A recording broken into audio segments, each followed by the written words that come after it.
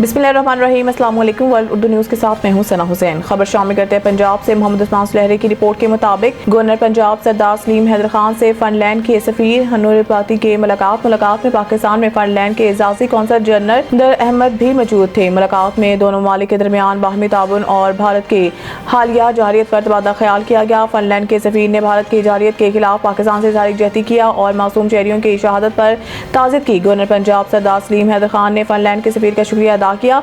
उम्मीद है आप दुनिया को भारत के असल चेहरा दिखाएंगे। गवर्नर पंजाब, इंडिया सबसे बड़ी दहशतगर्द रियासत है। भारत ने ऑस्ट्रेलिया और कनाडा में सिखों को भी दहशतगर्दी का निशाना बनाया। भारतीय फौज ने पाकिस्तान की शहरी आबादियों में मासूम लोगों को निशाना बनाया। हमारी फौज अपने दिफा के लिए भरपूर जवाबी कार्रवाई की और इनके फौजी तंसीबात को निशाना बनाया। पूरी कौम अपनी फौज के साथ है।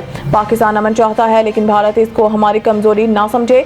सरदार सलीम हैदर खान, पाक फौज ने भारत के शहरी आबादियों और निहत्थे लोगों को निशाना नहीं बनाया।